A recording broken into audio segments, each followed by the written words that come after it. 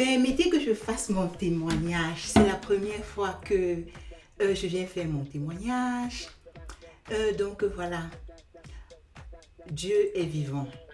Parfois je me dis, comment est-ce que je peux croire que Dieu n'existe pas? Comment est-ce que je peux même imaginer tellement il m'a parlé dans ma vie?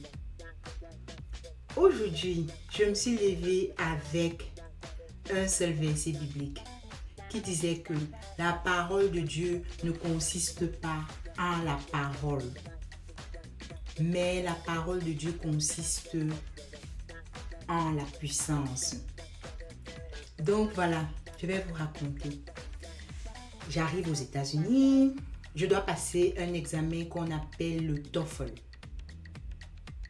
Et le Board of Nursing, donc disons peut-être que le département qui s'occupe, un peu comme le ministère de la Santé, qui s'occupe à délivrer le diplôme des infirmières, me demande d'aller passer le TOEFL, je veux dire. Le TOEFL, c'est l'examen d'anglais. Et au moment que il me donne 2 ans, intervalle de 2 ans pour venir avec un test qui prouve que je sais parler anglais. Je dis, a priori, le test, c'est long, ouais, 2 ans. Il me donne jusque 2 ans pour préparer ce test, ça va vite se passer. Je vais, j'étudie, et je pars passer mon examen. C'était un examen, ils appellent ça Internet-based. Donc, tu vas aller sur Internet et tu n'as personne qui te surveille, mais tu dois tout parler sur l'ordinateur. Même les conversations. L'ordinateur enregistre et après on t'évalue. Donc, on m'évalue et mes points ne sont pas suffisants parce que comme infini, ils veulent que tu parles un bon anglais pour t'occuper des gens. Donc, mes points ne sont pas suffisants. 1 an, et puis je rate l'examen, bien évidemment. Et je suis tellement triste. Et je rentre de l'examen, je continue à étudier, sauf que j'étudie encore pendant 1 an. Je repars passer l'examen. 1 an d'études à la bibliothèque, dans les groupes, je commence à faire les activités communautaires et je pars passer l'examen. Grande surprise, ma note est plus basse que la première fois, que je ne vivais même pas encore vraiment aux États-Unis. Je suis dépassée par la situation. Je suis tellement dépassée par la situation qu'à un moment, je ne sais plus quoi faire. Je suis presque déprimée parce que voilà, j'étudie, ça ne me donne pas, je ne vais pas passer le test, je rate. J'ai même passé un autre test qu'on appelait le ICE. Ça ne va pas donner.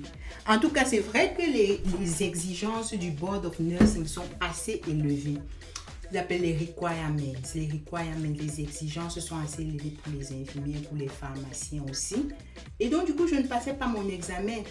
Et un jour, j'arrive à la bibliothèque. Je suis tellement abattue. Je vais dans la bibliothèque du coin. Je demande à faire les cours d'anglais. Si je parle, je demande à avoir un tuteur. Donc, on me donne un tuteur. C'était une dame. Je vais vous dire, les enfants de Dieu ont quelque chose de spécial. J'arrive, je m'étais inscrite pour aller passer l'examen loin en Californie. Donc, je devais prendre l'avion pour aller passer l'examen. Là, j'avais trouvé un autre examen que l'institution ici demandait. Donc, je n'étais pas obligée de faire le TOEFL ou de faire le ICE. Mais je pouvais passer un autre examen qu'ils appelaient le MELAP. Et donc, je multipliais mes chances, quoi. Donc, je ne me limitais plus au TOEFL.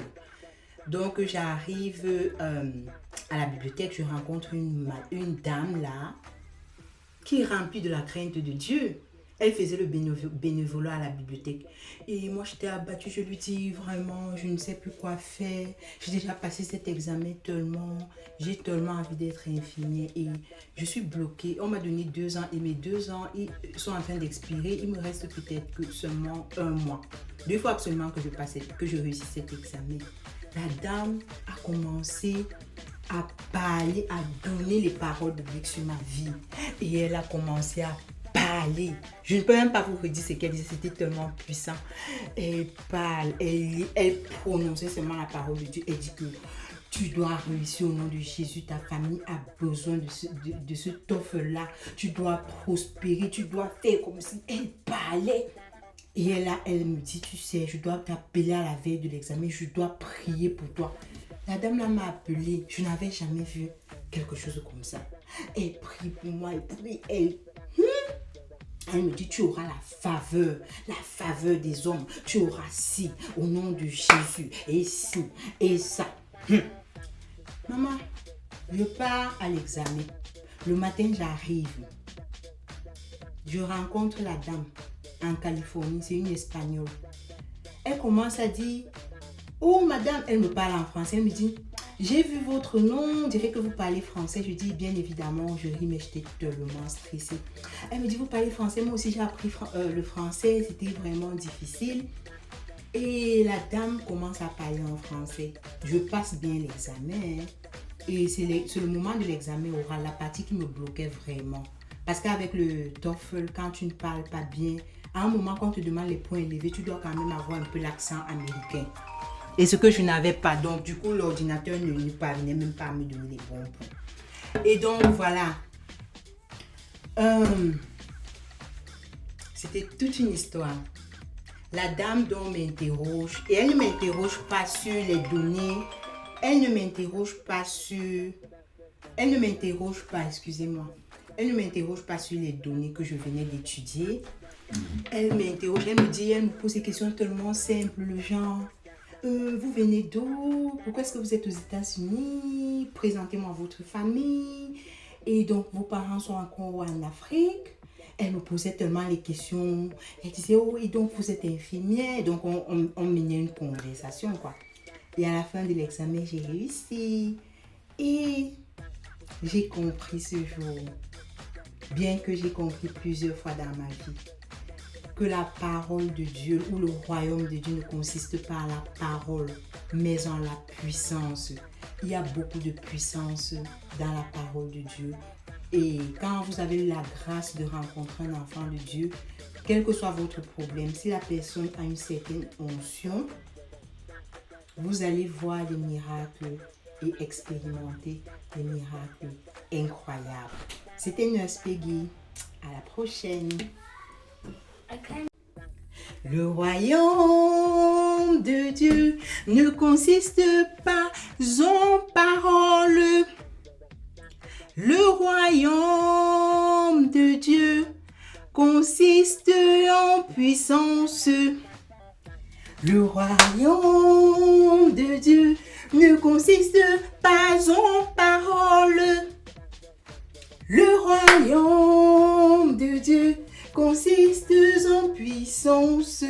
Le royaume de Dieu ne consiste pas en paroles.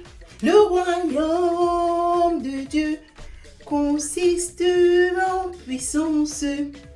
Le royaume de Dieu ne consiste pas en paroles.